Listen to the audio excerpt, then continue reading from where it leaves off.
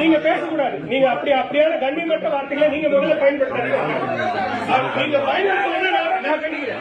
நீங்க பயன்படுத்தலைன்னா நான் கண்டிப்பேன். நீங்க முதல்ல அங்கிருந்துதான் வந்தது. முதல்ல குரல் அங்கிருந்தா வருகிறது. உட்காரு உட்காரு. கண்ணியமான வார்த்தைகளை பயன்படுத்தும். உட்காரு உட்காரு. நடத்த விட மாட்டாங்க. இல்ல நடத்த விட மாட்டாங்க. நீங்க பேசுங்க. நடத்தாங்க. நான் சொல்றேன். இல்ல நான் இந்த அரங்கிலிருந்து வெளியேறுகிறேன். நடத்த விட மாட்டாங்க.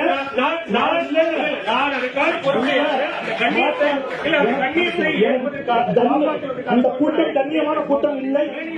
எனக்கு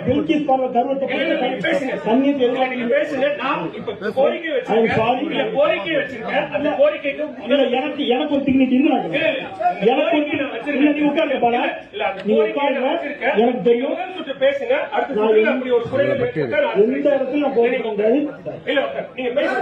எனக்கு எனக்கான தன்மை முக்கியம்.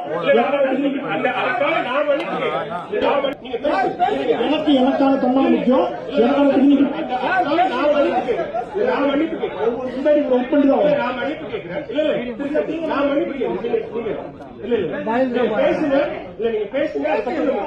இதற்கு மேல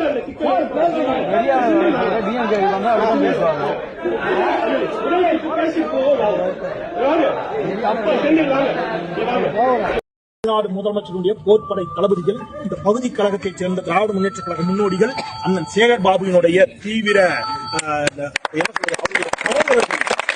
இங்க நூற்றுக்கணக்கில் வந்து வெளியில நின்றுட்டாங்க. எனக்கு தெரியாது. இப்ப நாங்க காத்திருக்கிறோம்.